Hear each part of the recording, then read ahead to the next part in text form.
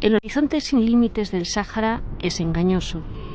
Este aparente vacío guarda la memoria de pueblos antiguos, los surcos del nomadeo, las rutas de comercios ancestrales, las huellas de dolorosas sequías y exilios. El Irifi, el viento cargado de arena, topa con muros de guerra. Este extremo occidental y atlántico del Sáhara fue, durante casi un siglo y hasta hace 35 años, colonia española. Hoy es un territorio de un pueblo dividido. Para los que anhelan su independencia es la patria perdida. Para otros, las provincias del sur recuperadas. Para Naciones Unidas y el derecho internacional, el Sáhara Occidental es un territorio no autónomo, la última colonia de África. Este territorio acoge voces diversas, a veces apenas susurros bajo un manto de miedo. Es un Sáhara diverso, donde a veces vale más el silencio que la palabra. Este es su testimonio.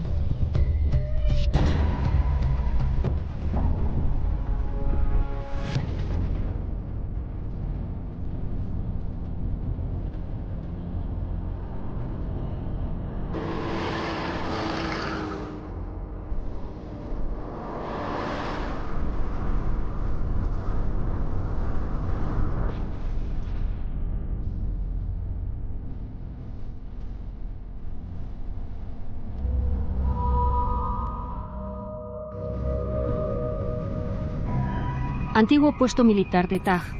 Hasta noviembre de 1975 marca la frontera entre Marruecos y la todavía provincia del Estado español. Hoy, su abandono recuerda que aquí comenzó el fin del Sáhara español y se inició un conflicto aún no resuelto.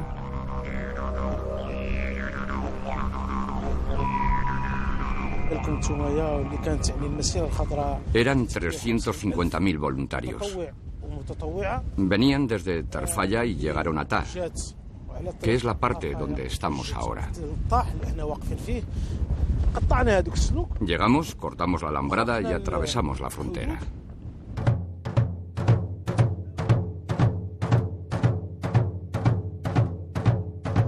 10:45 de la mañana del 6 de noviembre de 1975.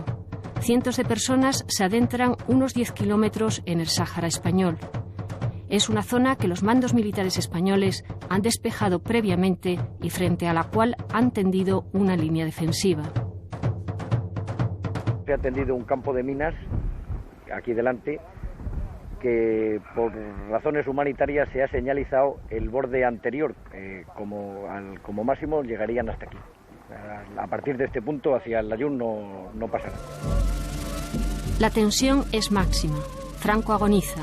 Hassan II, en una maniobra magistral apoyada por Estados Unidos, sabe aprovechar el momento y pone contra las cuerdas a una dictadura también agonizante.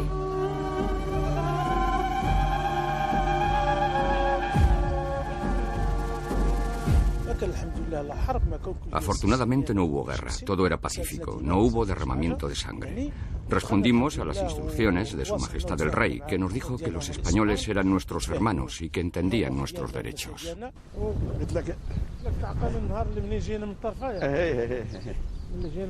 Erguibi y su amigo Bohandak, veteranos de la Marcha Verde, recorren con nostalgia y orgullo el lugar. Aquí no había nada. Había una chabola y pusimos la bandera arriba.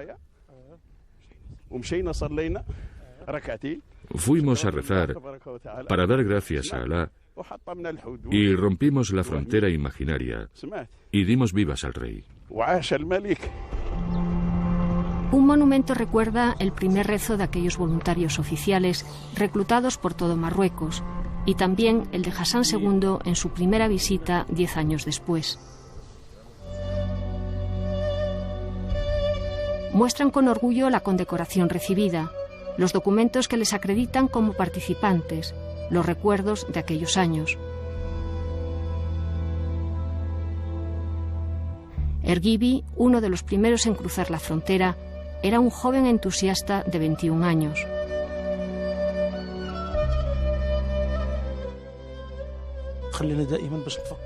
La Marcha Verde tuvo como lema la paz y llevó en una mano la bandera marroquí y en la otra el Corán. La marcha fue pacífica. No hubo pérdidas. Y cuando volvimos, lo hicimos en paz.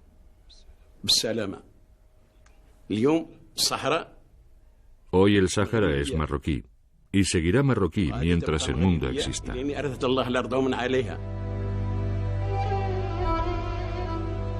La Marcha Verde es solo la cara más visible. Fuera de los objetivos de las cámaras, más al este, las tropas marroquíes bien armadas penetran en el Sáhara.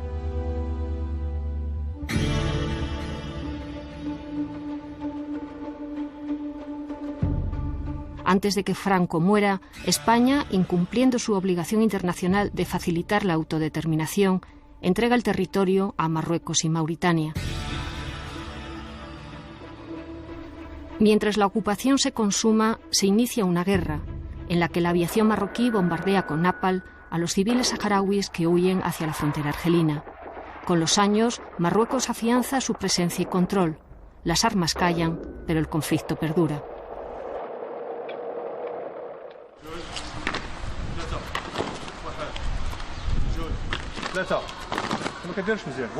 La Marcha Verde es un hito en la historia de Marruecos y como tal se recuerda a diario en las escuelas. Juro por Dios Todopoderoso que seguiré fiel al espíritu de la Marcha Verde y seguiré luchando por la integridad territorial.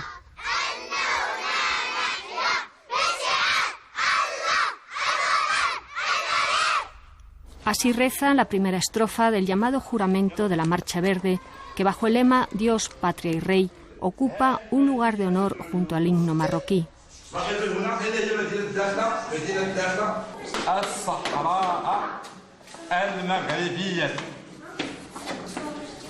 Los mapas marroquíes presentan detalles curiosos.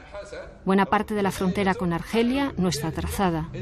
Tampoco aparece el muro defensivo de unos 2.700 kilómetros que divide en dos el Sáhara Occidental. Una parte, alrededor del 80%, la controla Marruecos. El 20% restante es, para el Frente Polisario, territorio liberado. Este muro, el segundo más largo después de la muralla china, fue construido en 6 etapas en los años 80. Su aparente sencillez oculta un sofisticado despliegue militar. Por el sur, rodea Río de Oro, la zona ocupada por Mauritania hasta 1979. Rabat considera esta frontera como muy sensible y la presencia militar, incluso más acá del muro, se deja notar.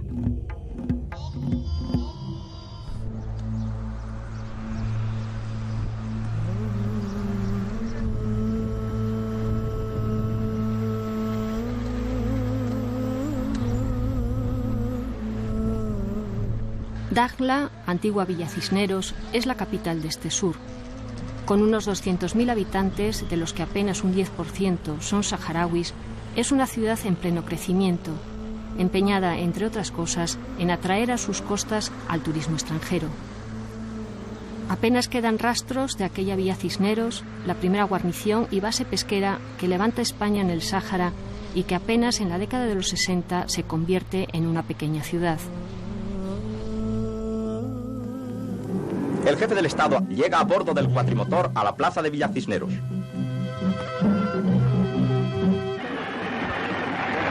El grupo nómada, montado sobre camellos, desfila en honor de Franco, precedido por una vistosa escuadra de gastadores ataviada con capas verdes. Yo soy de la guardia que está corriendo donde está Franco, cuidándole. Yo siempre soy de la plana mayor del capitán de la compañía. Estamos corriendo toda la zona que pertenece a España. Nosotros vamos de patrulla a cuidarlas.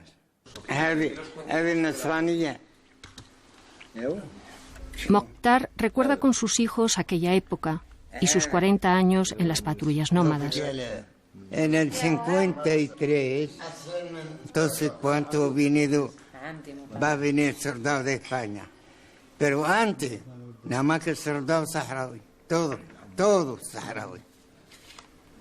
Esto es un secreto que yo te lo doy. Yo soy franquita, el 100%.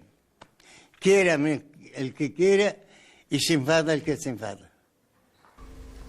Hoy, Mokhtar, cabo jubilado, es uno de los cerca de 800 saharauis que cobra una pensión del Ministerio de Defensa español y recibe además asistencia médica en Las Palmas.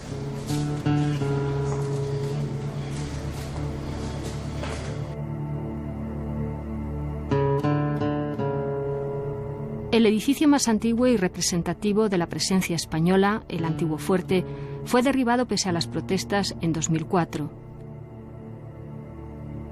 La iglesia, ocupada durante años por un batallón marroquí, podría haber corrido igual suerte si no hubiese sido por la lucha de este saharaui, Semalali. Nos tuvimos que mover las asociaciones del pueblo saharaui, pidiendo que esto era patrimonio cultural de nuestro pueblo, que Marruecos ha borrado la historia del Sahara. Todo se está cambiando completamente. Y ahora quieren borrar más con esta gran emigración de marroquíes que han traído diciendo que eran antiguos saharauis. Semalali, guardián de la iglesia, no duda en mostrarnos las diferentes caras de la Dakhla de hoy, pese a que más tarde la policía le pedirá explicaciones. Toda esta gente que está moviendo al lado nuestro en coches y pide son gente que trabaja para el Ministerio Interior marroquí. Sí, todo el mundo está en alerta, todos los coches nos están siguiendo. Sí, hoy la cosa se ha movido fuerte. Estamos en los barrios pobres saharauis, pero aquí es en donde la mayoría de las manifestaciones se levantan de este lugar, de la parte pobre de la ciudad. Sí. Es como el Matale, me comprende, el Matale de Dakhla.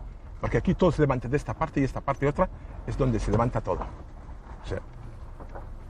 Ahora vamos a ir a donde están los campamentos marroquíes. Ahora la otra cara, la bomba. Lo que mueven son la gente del campo, de fuera. Con la pobreza y con todo eso, vienen y se los llevan, dice fiesta y todo eso. Al final les dejan aquí con todo pagado y ya no se mueven. Mira, están ahora repartiendo la harina. Ahí se nota a la gente llevando la harina, que son camiones militares. Vais a ver ahora camiones militares repartiendo. Viste, mira, hay un militar arriba. En cada lugar reparten algo.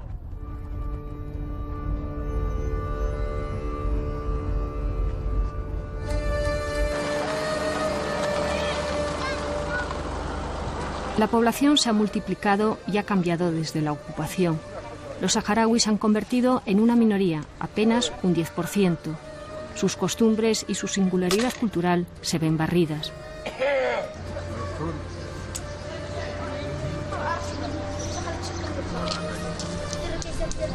El crecimiento urbano ha ido parejo al aumento de la población marroquí. Unos se quedaron con la Marcha Verde, otros vinieron para un posible referéndum. Muchos buscan aquí un futuro al calor de los incentivos estatales. Otros, de padres marroquíes, han nacido aquí.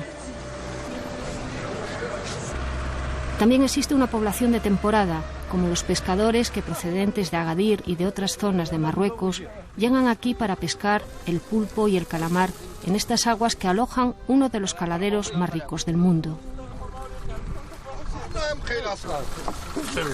Aunque algunos poseen su propia barca, la mayoría trabaja para patrones que cada temporada echan a la mar centenares de ellas.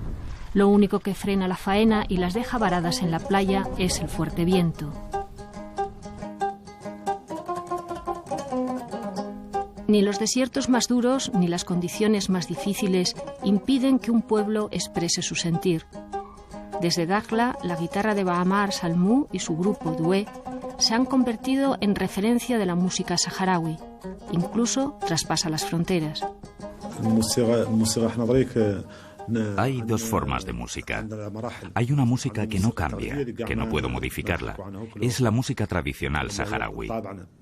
Luego hay otra que evoluciona y usa instrumentos nuevos.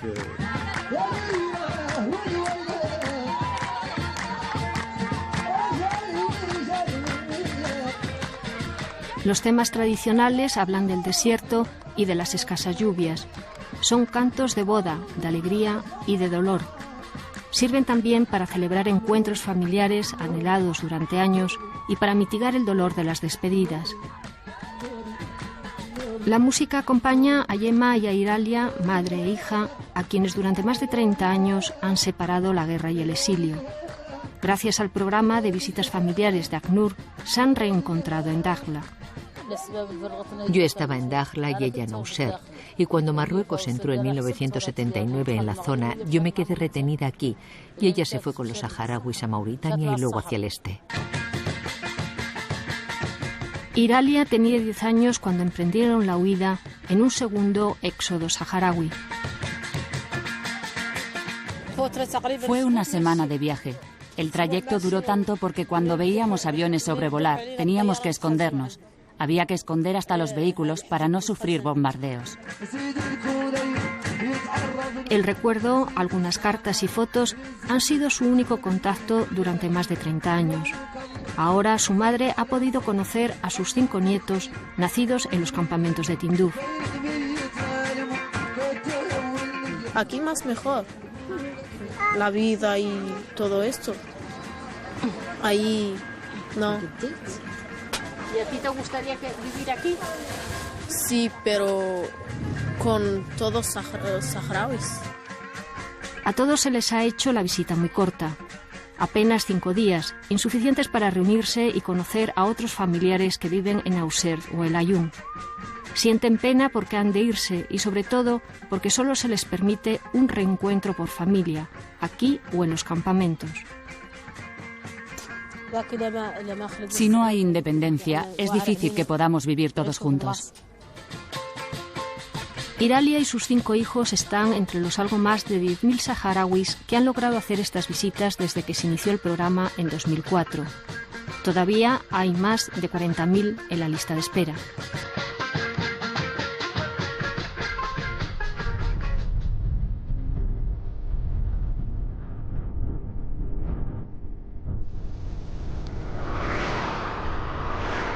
Otros saharauis han venido por otras rutas desde los campamentos de Tinduf para quedarse aquí. Son los llamados Aidin, los que vuelven, y son siempre bien recibidos por las autoridades marroquíes, sobre todo si han ocupado altos cargos en el Polisario como Bashir. El hecho de renunciar al Polisario no quiere decir que uno renuncia a su gente, a lo que son los saharauis. Pero saharauis, para mí, Polisario no es una equivalencia, o sea, no es sinónimo. El viaje por las llamadas provincias del sur implica atravesar un desierto vigilado, lleno de controles. Las libertades afortunadamente están garantizadas por la Constitución. Las libertades se ejercen. No hay ningún acoso contra la prensa extranjera que está en esta región y que además puede visitar la zona y hacer su trabajo con libertad, como en cualquier país de Europa.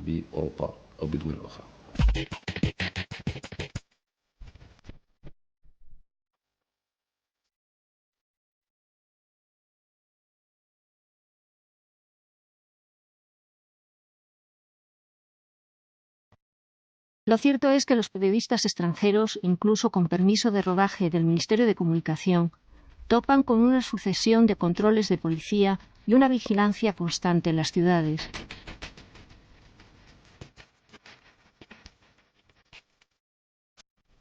Eso sí, todo ello por su propia seguridad en un territorio que, según subrayan las autoridades, es seguro, no conflictivo y libre.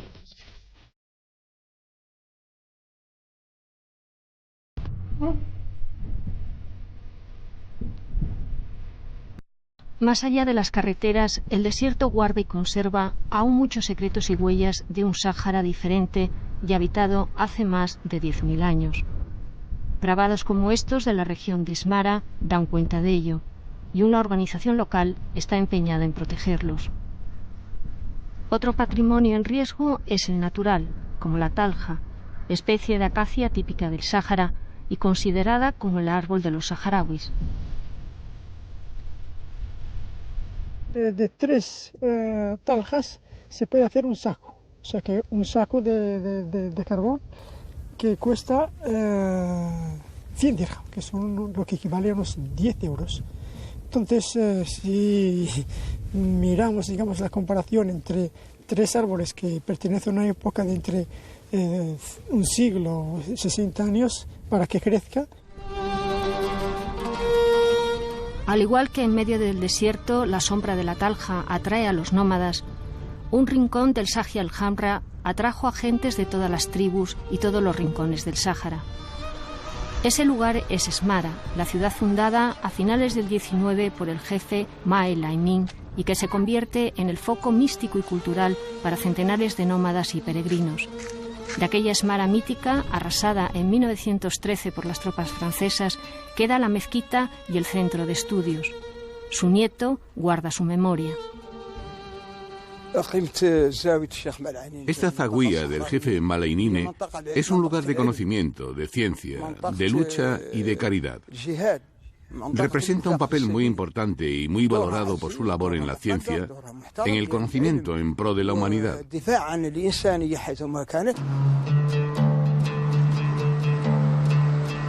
Esmara es la menor de las ciudades históricas del Sáhara Occidental. Su población ronda los 50.000 habitantes y quien no se dedica al comercio es funcionario o militar.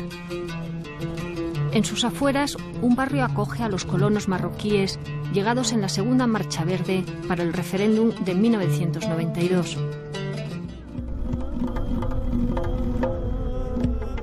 Esmara está en una zona estratégica. Las guerras del Sáhara han pasado de una u otra forma por esta zona. Camino hacia Layún, en Echera, tuvo lugar uno de los combates más sangrientos de una guerra olvidada, la de Ibn Sáhara. Aquí, la Legión Española sufrió, en 1958, el embate del Ejército de Liberación, un grupo armado que tras la independencia de Marruecos intentó liberar otras zonas y en cuyas filas combatieron saharauis.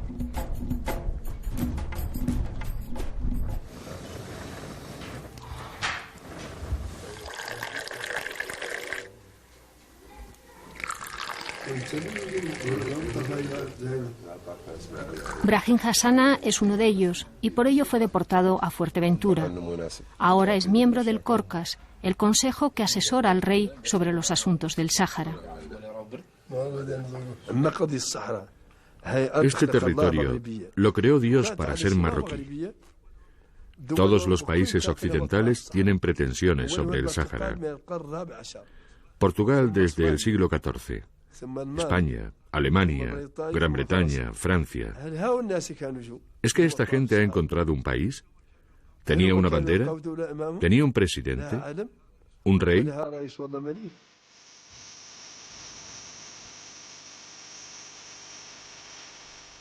Brahim resume en sí la historia del Sáhara. Su tío abuelo fue uno de los que en el siglo XIX firmó el primer acuerdo con España. Y uno de sus sobrinos preside el Parlamento de la República Saharaui con sede en Tinduf.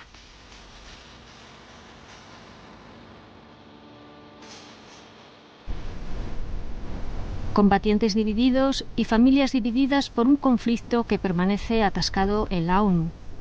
Rabat da por fracasado el Plan de Paz de Naciones Unidas de 1991, que preveía un referéndum de autodeterminación. Como alternativa, Mohamed VI ha propuesto una autonomía cuyos detalles aún no se han concretado. Es Naciones Unidas quien ha pedido la búsqueda de una solución política de mutuo acuerdo. Marruecos ha desplegado todos sus esfuerzos en esta dirección y ha presentado el proyecto de autonomía a Naciones Unidas en abril de 2007.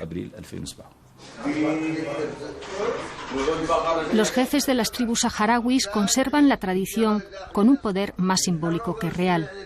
La identificación tribal está aquí siempre presente, a diferencia de los campamentos de Tinduf, donde aparentemente ya no tiene importancia alguna.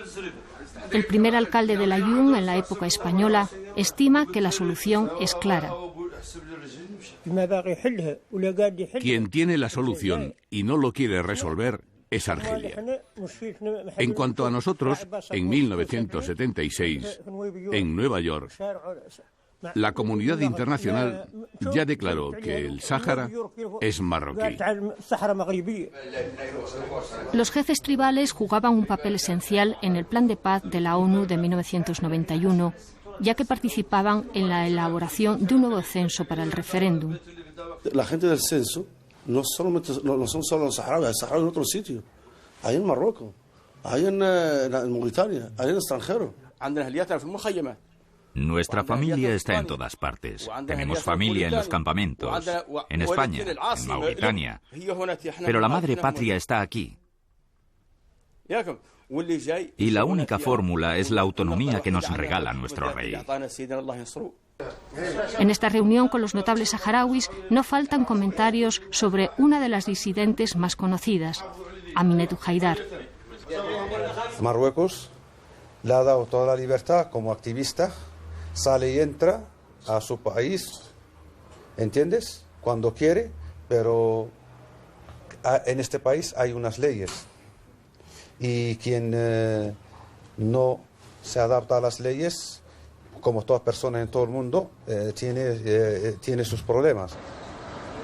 El caso de Aminetou Haidar, expulsada al regresar a Layún y con una huelga de hambre de 32 días en el aeropuerto de Lanzarote, ha atraído la atención internacional sobre las violaciones de los derechos humanos en el Sáhara Occidental. Gracias a Aminetou por su lucha en el aeropuerto de Lanzarote y su huelga de hambre, que más o menos dar fuerza al pueblo saharaui en total, especialmente en territorio ocupado. Ahora Aminetou es un símbolo del pueblo saharaui, de la lucha pacífica, es la voz en el interior y el exterior. El Mami conoce bien el acoso y los métodos de las fuerzas marroquíes. Fue torturado y abandonado en una zona minada en la frontera con Mauritania. Tardó varios años en poder volver a casa, pero sigue empeñado en la lucha pacífica. De que estas manifestaciones son pacíficas, no tienen ningún arma ni piedra, solo la bandera saharaui. Es la única arma en esta manifestación pacífica. Mohamed VI ha dejado claro que quien no es patriota es traidor. Y traidor es todo el que critica o se opone al dominio marroquí. Un grupo de 7 activistas saharauis fueron detenidos a su regreso de una visita a los campamentos de Tindouf. Acusados de traición a la patria, un juicio militar puede condenarlos a muerte. Uno de ellos es Brahim Dahan, cuya defensa de los derechos humanos le ha costado varias detenciones. Ahora, su hermano Abdelak denuncia sus condiciones de prisión y teme por su salud, así como la de sus compañeros tras una huelga de hambre de 41 días.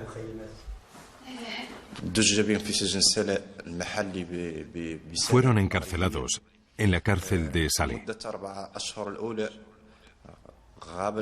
Durante los primeros 4 meses no se sabía nada, porque fueron detenidos en un ala de la cárcel dedicada a la tortura.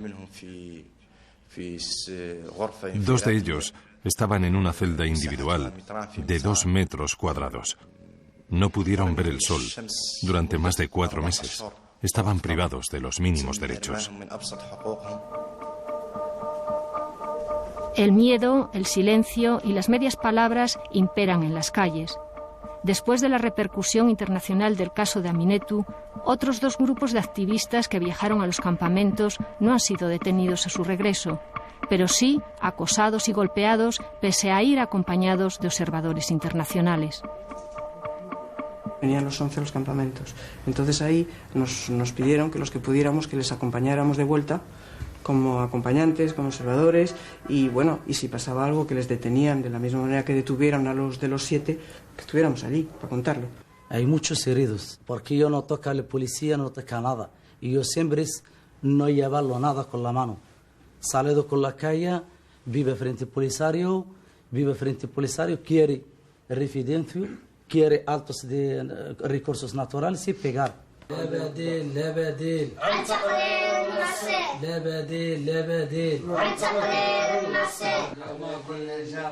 Los golpes no disuaden a Sid Hamed ni a sus compañeros de continuar su lucha en pro de los derechos del pueblo saharaui. Todos ellos tienen un largo historial de cárcel, de tortura y de amenazas. Como Brahim Sabar, 10 años preso, sin cargos ni juicio, en cárceles secretas marroquíes. Desde su liberación en 1991 ha sido detenido y encarcelado varias veces.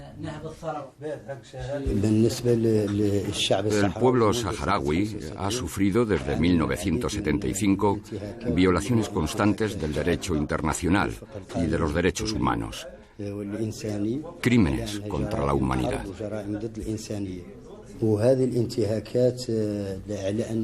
En los territorios han surgido unos activistas que intentan romper el muro de silencio y desenmascarar estas violaciones. Y eso hace que Marruecos cambie de estrategia y utilice nuevas prácticas, como son los juicios sumarísimos y los secuestros express, donde se tortura a las personas, donde se les lleva a lugares alejados de las ciudades para torturarlas. Son nuevas formas de violaciones de los derechos humanos. Izana también fue herida por la policía marroquí. No es tampoco la primera vez. He sufrido varias detenciones, de la más brutal tortura en las comisarías de policía.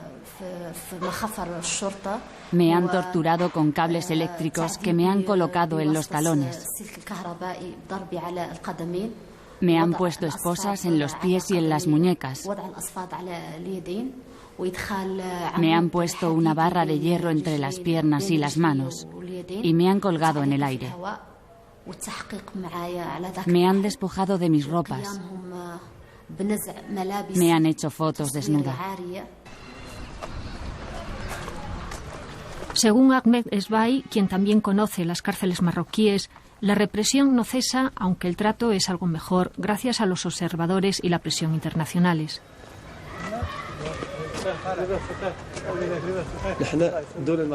Marruecos nos encarcela por dos motivos: porque somos saharauis y porque reivindicamos el derecho de autodeterminación. Y como esto no es ningún delito, las condenas son ilegales. No te pueden condenar penalmente cuando no has cometido ningún delito, sino solo reivindicas tus derechos.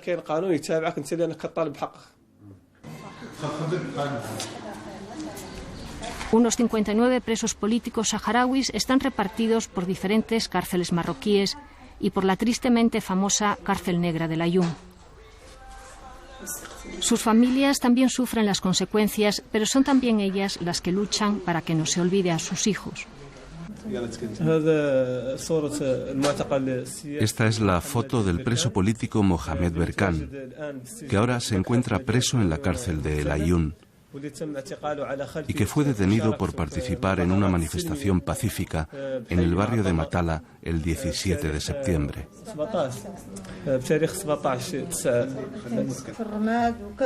También le hirieron en el pie y cuando lo llevaron a la policía militar, lo torturaron y lo tiraron desde el tejado de la casa. Y cuando lo llevaron a la cárcel, el director y los carceleros también lo torturaron, lo insultaron y lo vejaron. Nadie debe ser privado del derecho a la libertad de expresión o a la libertad de movimiento. Pero también debe saber que estas libertades están condicionadas a la seguridad del Estado. Y cuando afectan a la soberanía del país o a la seguridad, el país tiene derecho a defender su soberanía y seguridad. Las razones de Estado no impidieron a Mohamed VI crear una comisión para revisar la negra historia de los derechos humanos durante el reinado de su padre, Hassan II. Sin embargo, han quedado casos sin esclarecer. Hani Ahmed pregunta en vano desde hace años por el paradero de su padre, uno de los 500 saharauis desaparecidos.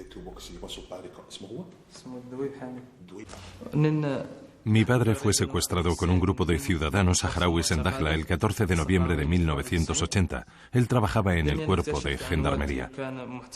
En 1991, cuando pusieron en libertad a algunos presos saharauis, es cuando descubrí que mi padre había estado detenido. Todo el grupo que había sido secuestrado fue liberado.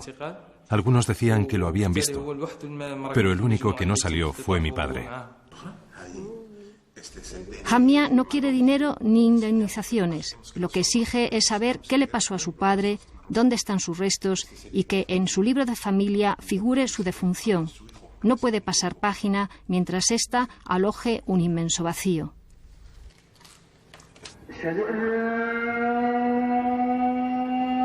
Es posible que algunos parajes cercanos al Aaiún escondan los últimos rastros de algunos de estos desaparecidos. Los años de plomo del reinado de Hassan II han pasado, pero los derechos humanos aún son una asignatura pendiente pese a la presencia de la misión de Naciones Unidas para el referéndum del Sáhara Occidental.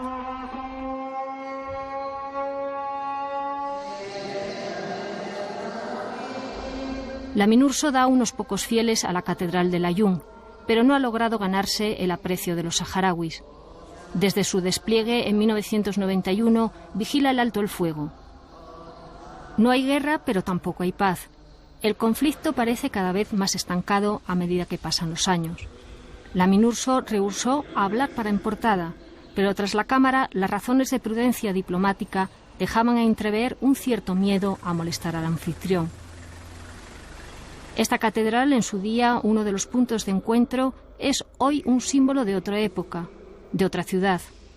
Uno de los 3 misioneros destinados a ella, Rafael Álvarez, ha sido testigo del crecimiento y cambios en el Aaiún y en el Sáhara, sobre todo a partir de los años 70. Entonces fue el desarrollo. Comenzó a llegar gente y se edificaron las viviendas que hay por aquí. Fue creciendo, el Aaiún se extendió en todas las direcciones, de una manera tremenda. Cuando marchó España de aquí, calculan 24 o 25.000 habitantes, ahora piensa que tiene 300.000 que han venido. Entonces, y para mí es una cuestión importante el ver que aquí hay gente que nació hace 35 años aquí. Del viejo Aaiún, que nació alrededor de esta casa levantada en 1937, apenas quedan unos cuantos edificios distinguibles por sus cúpulas o por su estructura abovedada. Poco a poco, como otras huellas de la presencia española, han caído bajo la piqueta o por el abandono. En casa de Fátima, de origen marroquí, nadie tiene un trabajo fijo.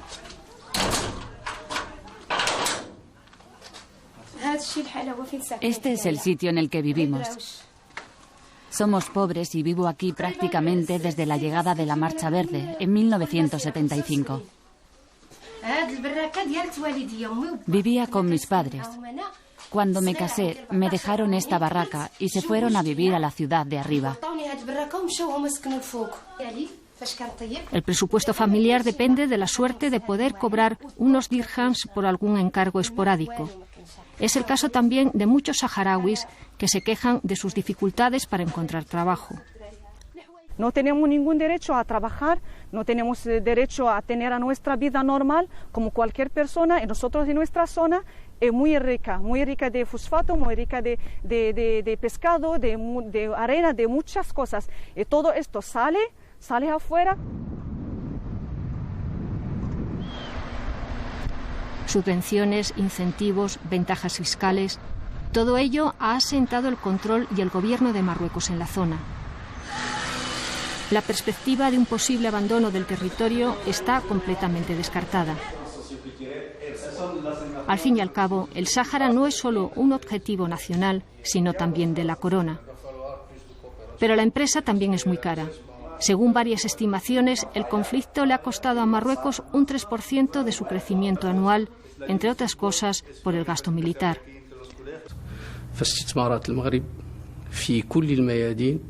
Las inversiones de Marruecos en todos los ámbitos suponen cientos de veces lo que pueden aportar las zonas del Sáhara, porque esta zona se beneficia de la ayuda paternal de Su Majestad el Rey, de la colaboración de todos los marroquíes y del pueblo marroquí en su conjunto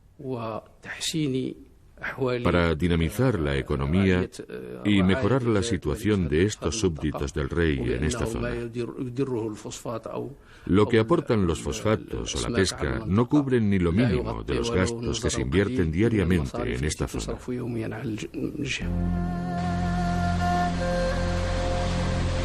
Con el Sáhara, Marruecos ganó más de 1000 kilómetros de costa, frente a las cuales se extiende uno de los bancos pesqueros más ricos del mundo.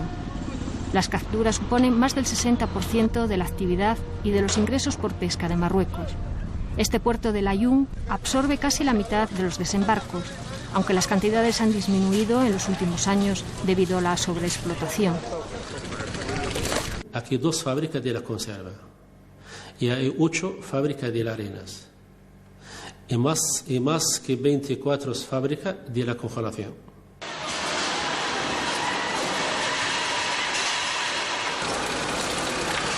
El Layún es el centro conservero de la sardina. De esta fábrica salen a diario miles de latas con diversos destinos, desde América Latina a África y a países europeos como España. En jornadas de 10 horas se eligen los tamaños, las calidades y se envasan a gusto del cliente, uno de ellos español.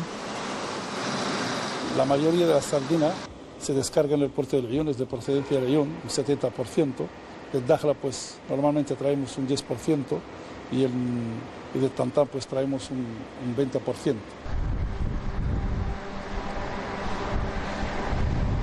A unos 100 kilómetros de Layún, en una planicie desnuda, el desierto guarda uno de los mayores yacimientos de fosfatos del mundo. En los años 70 se preveía que su explotación sería muy rentable, pero cuando se esperaban unos beneficios cuantiosos, España abandonó el territorio. 35 años después, los gigantes dragalinas siguen excavando en Bucará. La función de la dragalina es quitar las capas estériles. La profundidad puede variar desde 25 a 29 metros. Con una producción anual de más de 2 millones de toneladas, es la tercera mina de fosfatos más importante para Marruecos, que es además el primer exportador mundial. La primera razón para mantener la explotación abierta es para apoyar el desarrollo de la región y mejorarla económicamente, y sobre todo por la parte social. El fosfato extraído de esta mina a cielo abierto es transportado con el mismo sistema instalado en los años 70. Una cinta que a lo largo de más de 100 kilómetros lleva el mineral hasta un puerto especial en el Layún. Pese a la riqueza de estos recursos, Marruecos subraya que su explotación no compensa sus inversiones en el territorio. Porque no se pierde dinero, porque ¿qué hacen aquí? Y trabajan de día y noche, no paran, el fosfato no para ni día ni noche, trabajando. Y es el calidad primero en el mundo. Marruecos no da trabajo a los saharauis, Marruecos da trabajo a los marroquíes. Y da el fosfato a los marroquíes. Y da el pescado a los marroquíes. La explotación de las riquezas naturales es polémica. Por ello, algunos países no invierten aquí. Y, por ejemplo, Estados Unidos lo excluye de su tratado de libre comercio con Rabat. Aunque gobierna y controla el territorio, Marruecos no ha conseguido que ni la ONU ni sus más firmes aliados reconozcan su soberanía.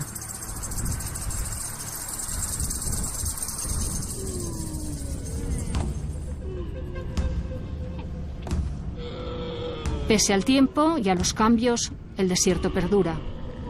Aún quedan familias que van tras las nubes en busca de nuevos pastos para sus rebaños. El dromedario, que hizo posible la cultura de los nómadas del Sáhara, es aún el regalo más preciado.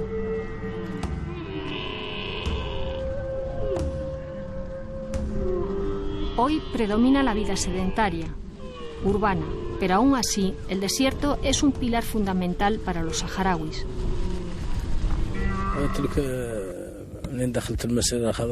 Cuando la Marcha Verde, yo era pequeño, pero las tradiciones no han cambiado. El saharaui es un pueblo cariñoso, con relaciones muy estrechas. Los saharauis están juntos y no van a cambiar. Mohamed y su familia pasan temporadas en el desierto. La jaima, unas cuantas cabras y un pozo de agua son suficientes. Aquí se sienten libres, lejos de los problemas cotidianos. Su madre ejerce como matriarca de la familia. Se recupera de una operación de la rodilla que le hicieron en Madrid. Como viuda de un saharaui que sirvió en el ejército español, tiene derecho a la asistencia sanitaria y a una pensión del Ministerio de Defensa. Después de España, solo hemos encontrado la tortura y la muerte de nuestros hijos. La cárcel, el derramamiento de sangre a diario, el allanamiento de las casas. La policía te roba todos los días en la calle. Nadie puede dormir tranquilo. Y lo que estoy diciendo es solo un poco de lo que está pasando. Allahu Akbar. Allahu Akbar.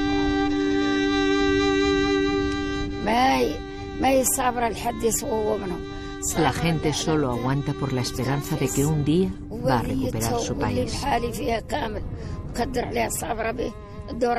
Lo vamos a recuperar, aunque no quede ni un saharaui. Recuperaremos nuestra tierra.